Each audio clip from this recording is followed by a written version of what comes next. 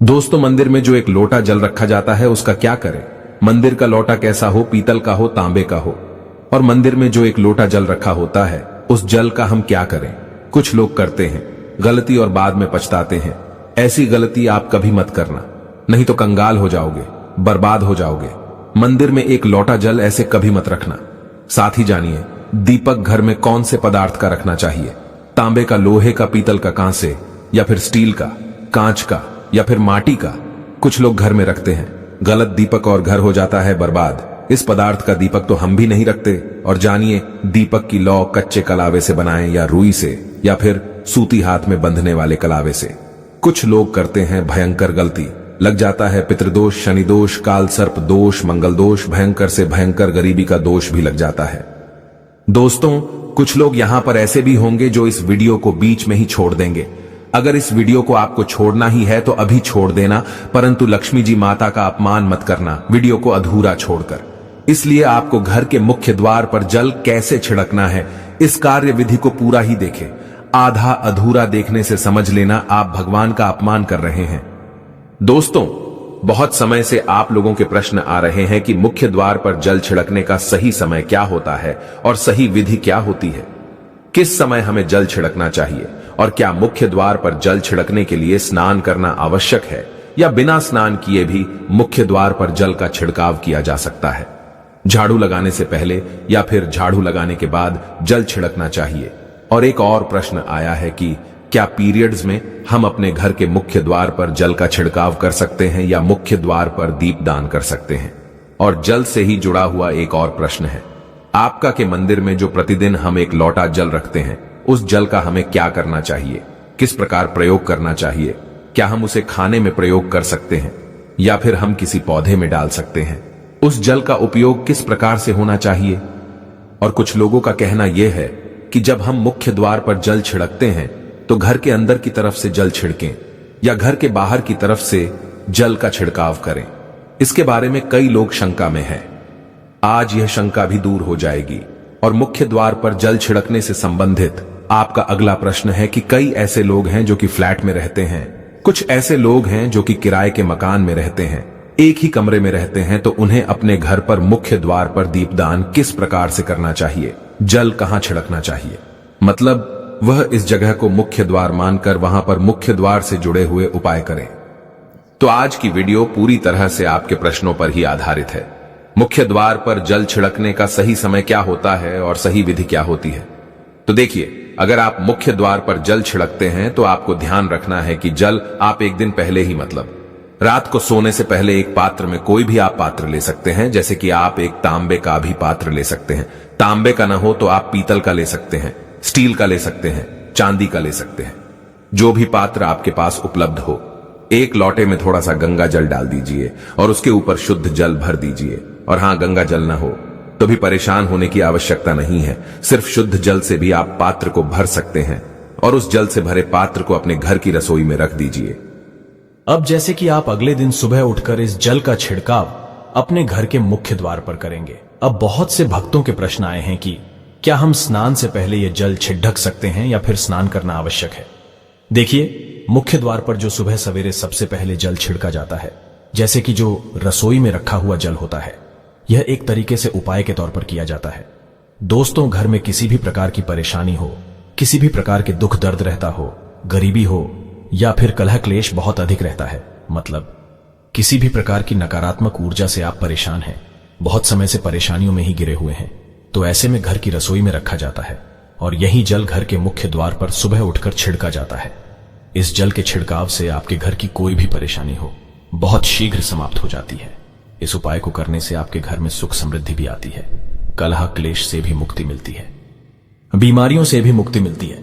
मतलब देखिए, किसी भी प्रकार की मानसिक परेशानी हो, शारीरिक परेशानी हो, आर्थिक तंगी हो या आपके घर में कोई वास्तु दोष हो, किसी भी प्रकार का ग्रह दोष हो, जैसे कि कई बार ऐसा होता है कि कई लोगों के ऊपर कई प्रकार के बुरे ग्रह दोषों का प्रभाव होता है, जिसकी वजह से घर में परेशानियां हमेशा बनी रहती है।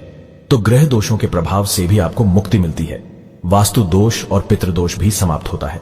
इसके साथ ही जैसे कि बहुत से लोगों के प्रश्न होते हैं कि उनके ऊपर किसी ने कुछ कर करा दिया है, उनके परिवार में किसी भी प्रकार की पहले कोई परेशानी नहीं थी, लेकिन अभी कुछ समय से परेशानियां लगातार आती ही जा रही हैं और कोई रास्ता नहीं मिल रहा है।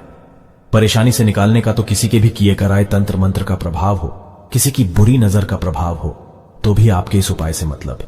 इस एक लोटा जल से आपकी परेशानी स्वतः ही कुछ दिनों में समाप्त हो जाती है। तो यह घर की सभी परेशानियों से मुक्ति पाने का रामबाण और सबसे सरल, सबसे आसान उपाय होता है जो हमारे शास्त्रों में वर्णित है।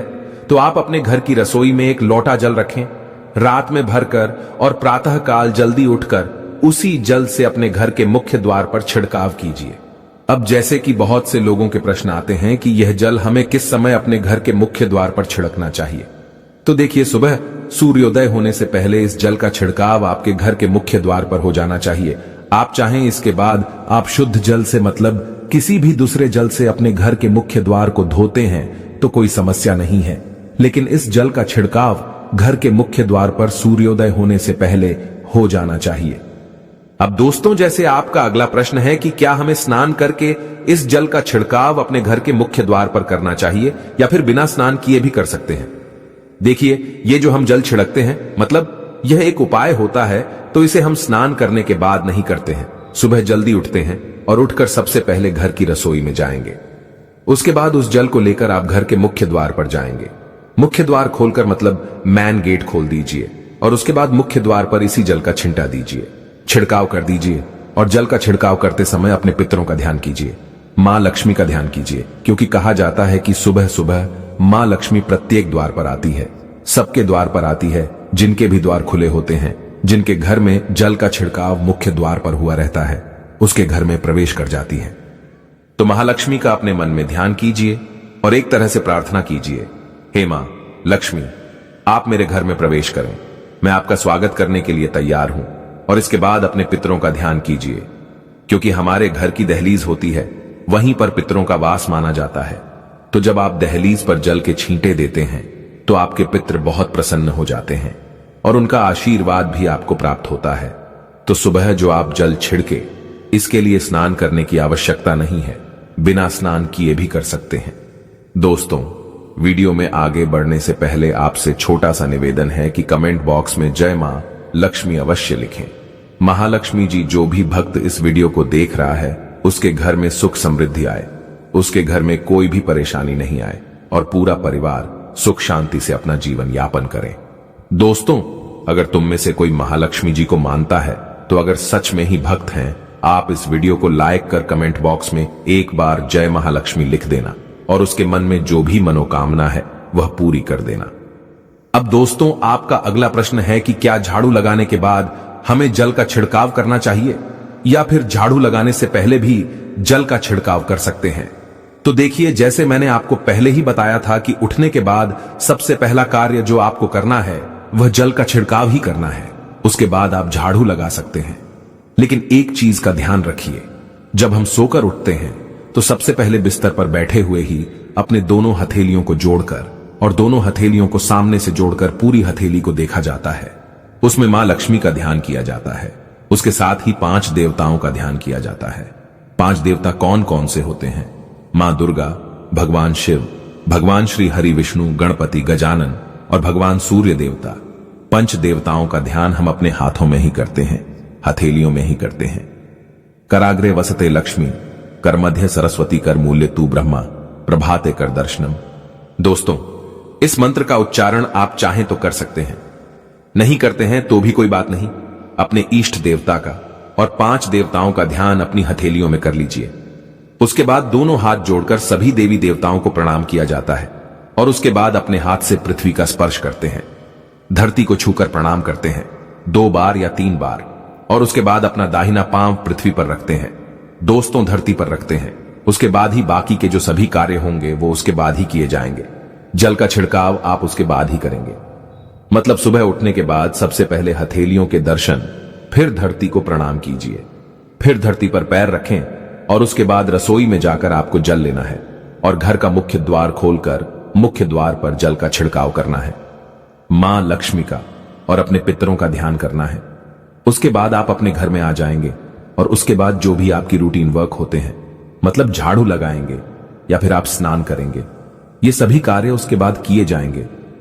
और अब जैसे कि कई लोगों के प्रश्न आते हैं कि जब हम जल का छिड़काव करते हैं, क्या उसी समय हम घर के मुख्य द्वार पर झाड़ू लगाकर और पानी डालकर क्या हम मुख्य द्वार की अच्छे से सफाई कर सकते हैं?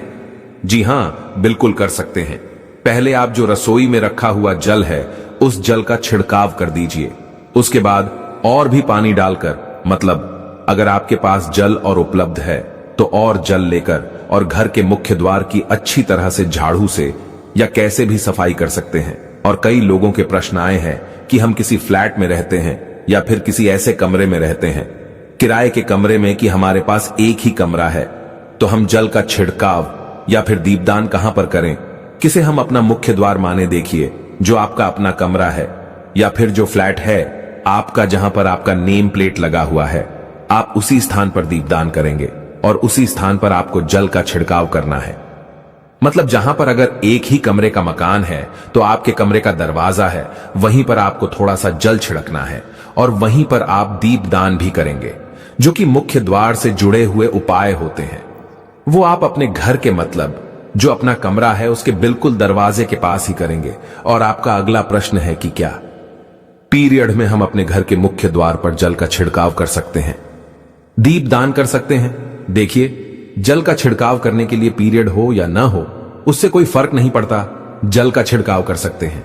रही बात दीपदान की, तो दीपदान देखिए कार्मिक पूजा में आ जाता है और कार्मिक पूजा हम बिना शुद्ध हुए नहीं कर सकते हैं, मतलब पीरियड समाप्त होने के बाद ही आप कर सकते हैं। दोस्तों, बाकी जल का छिड़काव आप कभी भी कर सकते हैं, पीरियड्स में भी कर सकते हैं, कोई समस्या नहीं है। और अब आपका प्रश्न है कि क्या मंदिर में जो हम जल रखते हैं क्या वो रखना जरूरी है, और अगर हम रखते हैं तो उस जल का क्या करें? देखिए, मंदिर में जल रखना बहुत आवश्यक है। जल एक ऐसी चीज होती है जिसमें सभी प्रकार की जो एनर्जी होती है ऑब्जर्व हो जाती है। तो जो हम पूजा पाठ करते हैं, मंत्रों का जप करते हैं या वहां पर प्रार्थना करते हैं, जो भी हमारे अपने मन की कामना भी कहते हैं, भगवान से तो सभी चीजें उस जल में समाहित हो जाती हैं। इसलिए पूजा करने से पहले घर के मंदिर में एक लोटा जल रखा जाता है और उसके बाद दीपदान, मतलब एक दीपक प्रज्वलित कर दिया जाता है।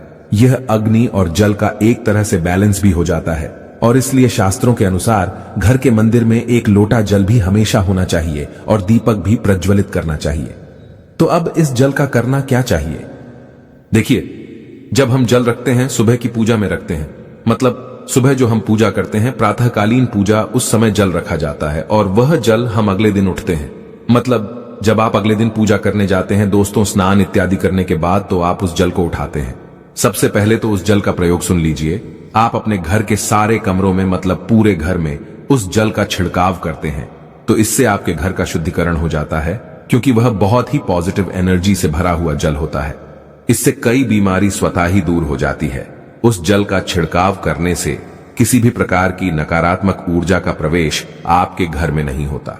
किसी भी प्रकार की परेशानी आपके घर में हो, अगर आप नियमित तौर पर उस जल का छिड़काव करें अपने घर में, तो निश्चित ही आप परेशानियों से मुक्ति पा जाते हैं। किसी के कर तंत्र मंत्र के प्रभाव से मुक्ति पा जाते हैं। दूसरा, इसका उपाय आप कर सकते हैं, जैसे कि घर में कोई बीमार है तो आप इस जल को उस व्यक्ति को पीने के लिए दे सकते हैं। और यह जल इतना पावरफुल होता है कि इस जल को पीने से बड़ी बीमारियों से, मतलब लंबी बीमारियों से भी धीरे धीरे राहत मिलने लग जाती है। कई बार होता है ना कि आप लोगों के प्रश्न आते हैं कि दवाई तो हम कर रहे हैं लेकिन दवाई हमें लगता ही नहीं है, दवाई का कोई प्रभाव ही देखने को नहीं मिलता। तो ऐसे में अगर दवाई के साथ साथ उस जल को पीने के लिए रोगी को दिया जाए, यानी मेडिसिन, इसी पानी से अगर खाई जाए तो बहुत अच्छी दवाइयां काम करने लग जाती है। और जैसे कि परिवार में अगर बहुत अधिक कलह क्लेश रहता है, हमेशा आपस में सामंजस्य बनता ही नहीं है, आपस में हर बात पर मतभेद होता है, तो परिवार के सभी सदस्य इस जल में से अगर थोड़ा थोड़ा पीते हैं तो धीरे धीरे विचारों में परिवर्तन आने लग जाता है। सकारात्मक विचार सभी के होने लग जाते हैं और आपस में समन्वय होने लग जाता है। घर से कलह क्लेश और मतभेद हमेशा के लिए समाप्त हो जाते हैं। और मंदिर में रखे हुए जल का अगला उपाय क्या है? देखिए, अगर आप कोई दुकान करते हैं, कोई व्यापारिक स्थल है, आपका तो प्रतिदिन इसी जल में से थोड़ा सा जल ले जाकर दुकान पर, व्यापारिक स्थल पर छिड़काव कीजिए। इससे आपका दुकान, आपका काम बहुत अच्छा चलता है, मतलब किसी भी प्रकार की परेशानी आपके व्यापारिक स्थल पर नहीं आती है, क्योंकि जैसा मैंने आपको बताया, ये जो जल होता है बहुत पावरफुल होता है बहुत पॉजिटिव होता है। अब मंदिर में रखा एक लोटा जल पावरफुल और पॉजिटिव से भरा क्यों होता है? क्यों इसमें सकारात्मक ऊर्जा का भंडार होता है? आइए जानते हैं। देखिए, जल जो होता है अमृत हुआ, मीठे मीठे फल हुए, भोजन हुआ, अनाज हुआ, उससे भी बढ़कर माना जाता है। देवी देवता आपके दिए हुए इसी जल को ग्रहण करते हैं। मंदिर में एक लोटा जल रखना उतना ही जरूरी है जितना आप सुबह दोपहर शाम का भोजन करते हैं। जब हम भगवान की पूजा करते हैं और तांबे के पात्र में या पीतल के पात्र में एक लोटा जल जरूर रखते हैं। जल जो होता है सागर रूपी होता है और यही सागर आपकी नैया पार लगता है। मंदिर में एक लोटा जल रखने का कारण एक और यह होता है कि जो लोग भगवान को डेली भोजन नहीं करा सकते तो वह मंदिर में एक लोटा जल रखते हैं ताकि भगवान इसे ग्रहण करें और यह जल रूपी प्रसाद इसके अगले दिन यह सुबह के समय आप प्रसाद समझकर ग्रहण करें। लेकिन याद रहे, मंदिर में रखा लोटा जल कभी भी तुलसी में अर्पित नहीं करना चाहिए।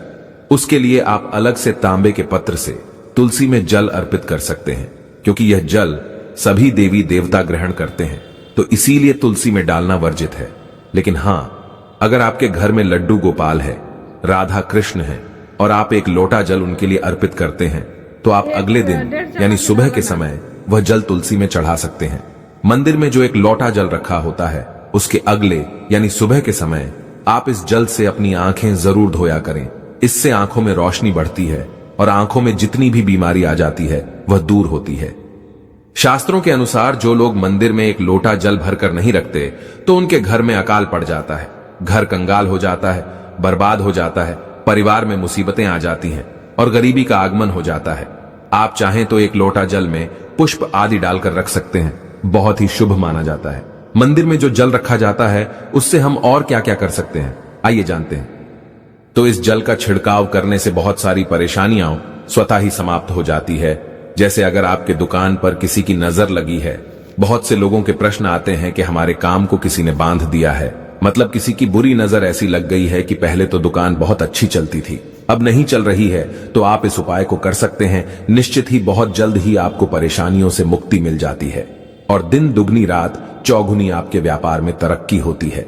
और हां, मंदिर में रखे हुए जल को आप अपने घर की रसोई में, खाना बनाने में, पीने में भी प्रयोग कर सकते हैं। लेकिन खाना बनाने में प्रयोग तभी कीजिए जबकि आपके घर में बिल्कुल सात्विक भोजन बनता हो, मतलब लहसुन प्याज अगर आपके घर में बनता हो तो खाना बनाने में इस जल का प्रयोग नहीं किया जा सकता है। फिर आप इस जल को थोड़ा थोड़ा परिवार के सदस्य मिलकर ग्रहण कर सकते हैं और बचे हुए जल को आप अपने घर में पौधों में डाल सकते हैं। तो देखिए, ऐसा नहीं है कि मंदिर पर रखा हुआ जल बेकार होता है, किसी काम का नहीं होता है। बहुत सारे उपयोग इस जल के होते हैं। अगर हम सही तरीके से प्रयोग करें तो अपने जीवन की बहुत सारी परेशानियों का समाधान मात्र इस एक लोटा जल से हम कर सकते हैं। तो ध्यान रखिए कि मंत्रों से अभिमंत्रित जल बहुत महत्वपूर्ण होता है, बहुत शक्तिशाली होता है और हमारे घर के मंदिर पर रखा हुआ जल देवताओं का आशीर्वाद होता है, क्योंकि पूरे समय वह देवताओं के पास होता है। देवी देवता वहां पर रहते हैं तो उस जल में हर प्रकार की शक्ति समाहित होती है जो कि सकारात्मक शक्तियां होती है। और इस जल का प्रयोग अगर हम सही तरीके से करते हैं, मतलब उसको पीने में करते हैं, खाना बनाने में करते हैं, घर में जल का छिड़काव करने में करते हैं, तो इससे हमारी समस्याओं का समाधान होता है। और अगर कोई भी कार्य नियमित तौर पर मतलब प्रतिदिन किया जाता है तो उसका हमें लाभ प्राप्त होता है। कभी कभी करेंगे तो निश्चित ही आपको उतना लाभ दिखाई नहीं देगा, लेकिन अगर आप नियम बना लेंगे कि हर रोज उसी जल से घर में छिड़काव करना है, घर में प्रत्येक व्यक्ति को थोड़ा थोड़ा पीने के लिए देना है, बचे हुए जल को पौधों में डाल दीजिए, दुकान पर छिड़क दीजिए, अपने घर के व्यापारिक स्थल पर छिड़काव कीजिए, बच्चों की बुक्स शेष में अपने घर की तिजोरी में हर जगह इस जल का छिड़काव कीजिए और नियमित तौर पर कीजिए। चमत्कार आपको निश्चित ही देखने को मिलेगा। इसी प्रकार से जो रसोई में रखा हुआ जल होता है उसका छिड़काव अपने घर के मुख्य द्वार पर कीजिए, तो इसका भी आपको लाभ बहुत ही शीघ्र दिखाई देगा। लेकिन इसे अपने रूटीन में शामिल करना होगा, प्रतिदिन नियम से यह कार्य करना होगा, तभी आपको लाभ देखने को मिलेंगे। और हां, कई लोगों के प्रश्न आते हैं कि मंदिर पर जो रखा हुआ जल होता है तो जब हम अगले दिन उठाते हैं तो उसमें कई बार कुछ चीजें पड़ जाती हैं, कोई कीड़े मकोड़े पड़े जाते हैं क्योंकि खुला होता है। तो क्या हम उसे ढक सकते हैं? जी हां, बिल्कुल ढक सकते हैं। जब आप पूजा करते हैं सुबह के समय तो जब तक पूजा कर रहे हैं, जब तक मंत्रोच्चारण कर रहे हैं, तब तक जल खुला रखिए।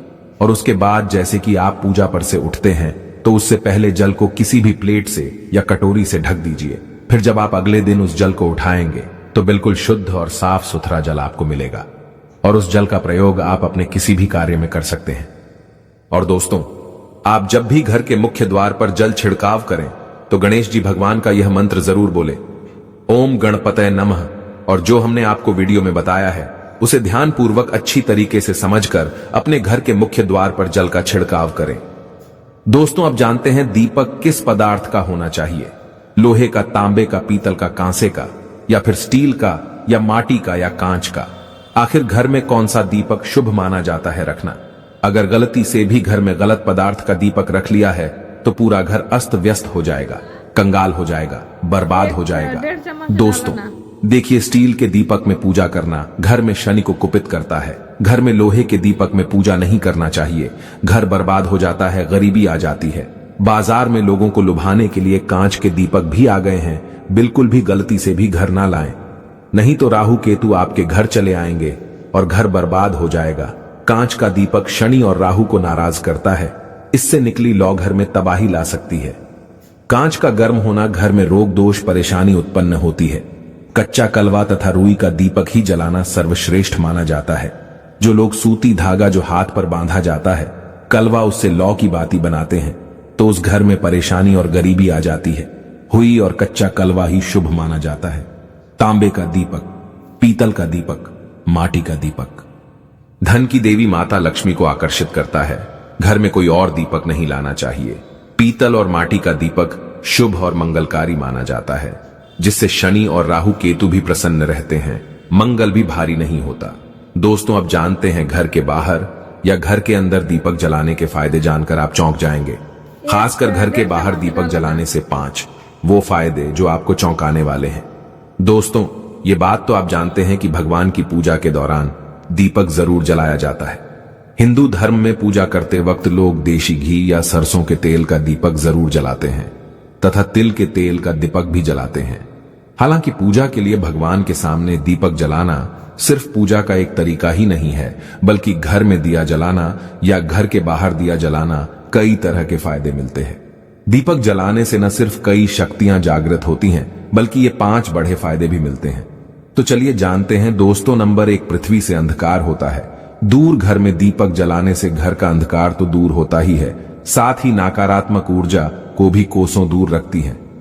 जहां पर दीपक जलता है तो वहां पर सकारात्मक ऊर्जा का वास होता है। जाहिर सी बात है, जब घर में सकारात्मक ऊर्जा होगी तब भगवान का वास होगा। इसीलिए घर में शाम होने से पहले, रात होने से पहले दीपक अवश्य जलाया जाता है, ताकि घर में कोई गलत नकारात्मक ऊर्जा प्रवेश न कर पाए।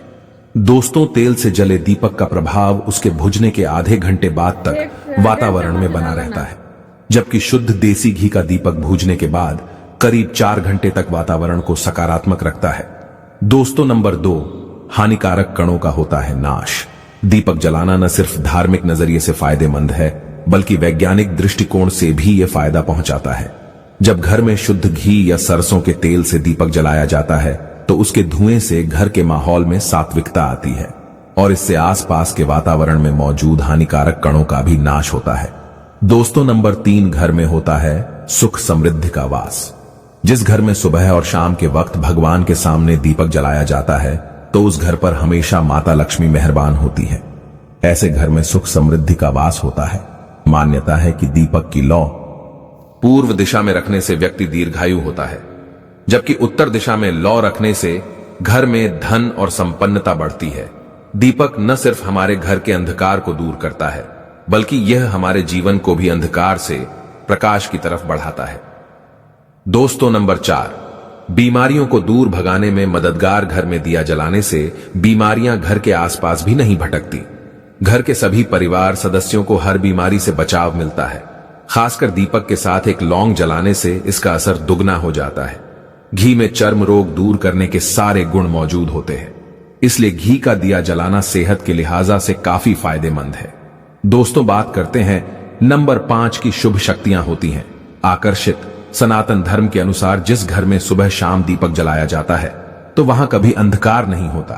उस घर में सुख समृद्धि का वास होता है।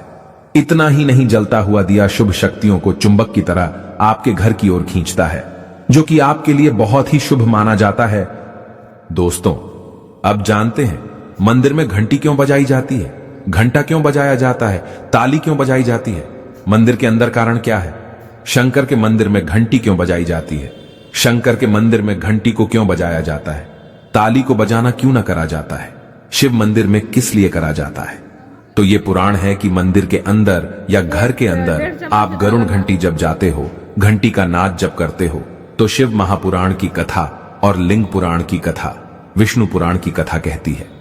मात्र घंटी का नाद कर देने से जितने भूमि पर तीर्थ है, जितने साधक साधना कर रहे होते हैं, जितने तप कर रहे होते हैं, जितनी पवित्र नारी स्त्री का पालन कर रही होती है, जितने दान हो रहे होते हैं, कुछ समय पर जिस समय तुमने घंटी बजाई है, उस पल वो सारे पुण्य घंटी का नाद करते से तुम्हारे खाते में आ जाते हैं। शंकर जी के मंदिर में जाकर ताली का नाद किया जाता है। ताली शिव मंदिर में क्यों बजाई जाती है? मंदिर में जितने भी बैठे होंगे, जो भजन कर रहे होंगे, जो साधना कर रहे हैं, अभिषेक कर रहा है, पूजन कर रहा है, 3 बार ताली बजाने से उनका सारा का सारा पुण्य हमारे खाते में आ जाता है, खींचा चला आता है। हमारा भाग्य प्रबल हो जाता है, 1 सेकंड में हमारे खाते में आ जाता है और हमें लगता है हम शंकर को रिझा रहे हैं। शंकर को रिझाएं शिव जरूर देते हैं। घर में गरुड़ घंटी का नाद करना। दोस्तों, इसलिए बच्चों को खेलने के लिए घंटी नहीं दी जाती। गरुड़ घंटी कोई खेलने को नहीं देता। दूसरा सामान दे देंगे पर गरुड़ घंटी नहीं देंगे। क्यों नहीं देते? क्योंकि गरुड़ घंटी का जब नाद किया जाता है तो सबका पुण्य हमारे खाते में जाता है। कोई साधारण है घंटी बजाना, पूजन के समय, स्मरण के समय पर भजन आदि करना चाहिए। इसलिए घंटी भी हर कभी नहीं बजाई जाती। और आपसे भी निवेदन है, मंदिर में भी जाओ तो घंटी का नाद करो तो बड़े प्रेम से करो, ऐसे नहीं बजाओ, बजाए जाओ, बजाए जाओ। कई मंदिरों में मंदिर का पट बंद हो जाता है तो भी लोग घंटी बजा देते हैं, दोष लगता है। भगवान अगर मंदिर में सो रहे हैं तो उस समय घंटी बजाना घोर पाप माना जाता है। जिस जगह पर ब्राह्मण विद्वान हैं, साधक हैं, संत हैं, साधु हैं, मंदिर अगर बंद होता है तो उसके साथ में घंटी के नीचे के भाग को रस्सी से ऊपर बंद दिया जाता है, जिससे बजे ना। कहते हैं अगर भगवान अगर विश्राम कर रहे हैं, सो रहे हैं, निंद्रा अवश्य है या पट बंद है, कुछ समय पट बंद का समय है और घंटी का अगर नाद हो जाए तो कहते हैं 11 ब्राह्मण के भूखे रहने का दोष लग जाता है जीवों को। मात्र घंटी बजा देने पर अगर भगवान विश्राम में है, पट बंद, दरवाजा बंद और लिखा हुआ है समय मंदिर खुलने का समय 11 बजे से 3 बजे तक मंदिर बंद होने का समय, और तुमने यदि समय देख लिया, फिर भी तुमने तो देख लिया और तुम उस समय कह रहे हो मैं दूर से आया हूं, घंटी तो बजाऊंगा, तो ऐसा करने से कई लोगों के भूखे रहने का दोष आपको लग जाता है। घंटी बजाने का सबसे शुभ समय माना जाता है सुबह 4 बजे से लेकर सुबह 11 बजे तक अत्यंत दुर्लभ और मंगलकारी माना जाता है। इस समय घंटी बजाना और रात के समय शाम 6 बजे से लेकर रात 11 बजे से पहले तक पूजा पाठ तथा घंटी बजा लेनी चाहिए, क्योंकि 12 से पहले तथा 12 के बाद मंदिर के पट बंद कर दिए जाते हैं। इस समय देवी देवता विश्राम करते हैं, निद्रा में चले जाते हैं। इस समय उन्हें जगाना मतलब घोर पाप का भागीदार बनने के बराबर है। आप अपने पुण्य नष्ट कर सकते हैं। अगर आप थोड़ा बहुत भी माता लक्ष्मी का सम्मान करते हैं तो एक लाइक जरूर करना।